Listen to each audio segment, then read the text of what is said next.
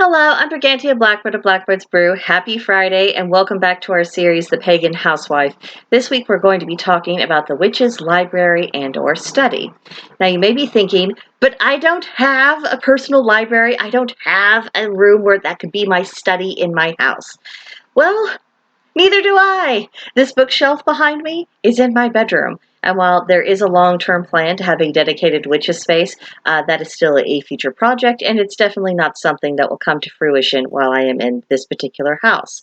So I am right there with you. And whether you have a lot of space to work with or practically none, it is still worth giving what space you have a little bit of witchy TLC, especially if that space happens to double as being your altar, as mine is.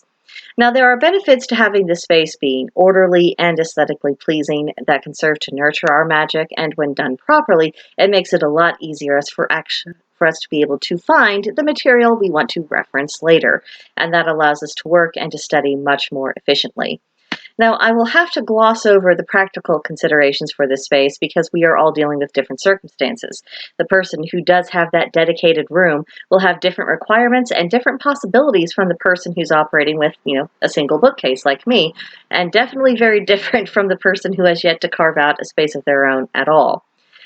Consequently, what I would suggest is for you to visualize, create a mood board, write a list, whatever method is going to work for you, about what your ideal witch's library would be like. The size, the shape, the furnishings you'd need for practical purposes, what colors you would use, what plants you want around you, any crystals you want to utilize, how to store your books, all of your other equipment, any and everything that you can think of. Now, after you have this idea of what you want, as clear as what's possible in your mind, take another look at your surroundings and decide what of that ideal are you able to implement in this moment and in this space, and then work from there, and, obviously making the appropriate adjustments.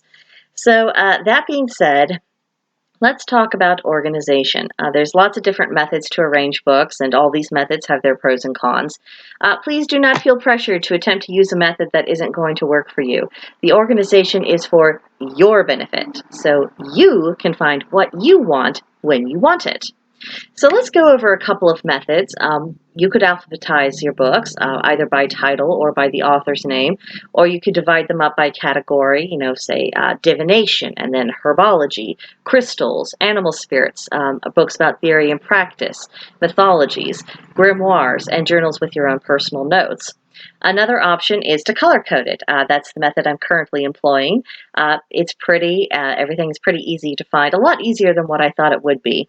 Now, if you are amongst the school of thought that finds books to be cluttery and that you will actually turn the spines against the walls so all you see are the beige pages, I can't help you.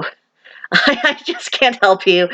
You have chosen a preferred aesthetic that is not going to lend itself to being organized, to finding anything that you want. And honestly, are you quite sure that it's the books that are feeling you, make you feel like it's clutter in the space? Or is there something else going on in your life? Books are not your enemy.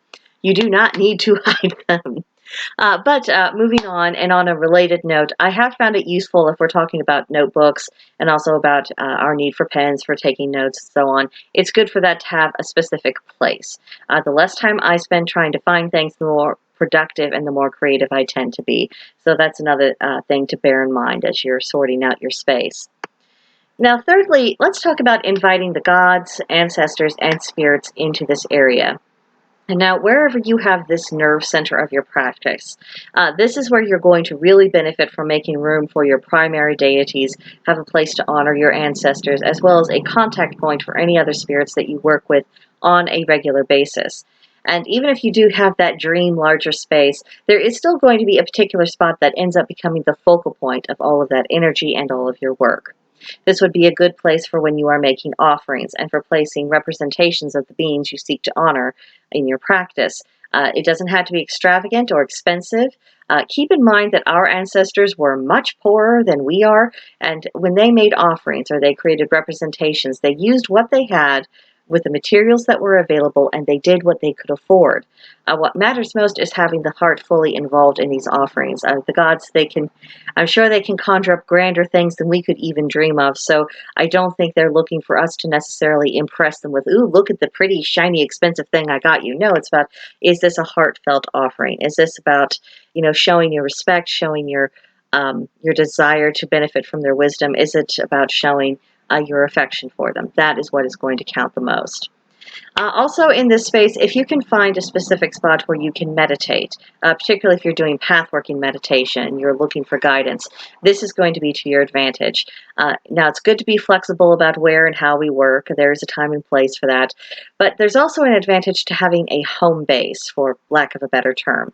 The energy of that kind of space builds up over time, and it creates an atmosphere that's conducive to your work, meaning you're slipping into the right mindset a lot more quickly, and you're able to do what you need to do with fewer obstacles. So, just a few thoughts. I would love to hear from you.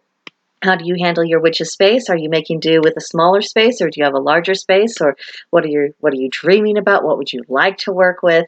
I'd love to hear from you. You can come see me at Blackbird's Brew. There's a link to join in the description box below, or you could leave your comment here on this channel. And as always, please like and subscribe, and I will see you in the next one. Bye.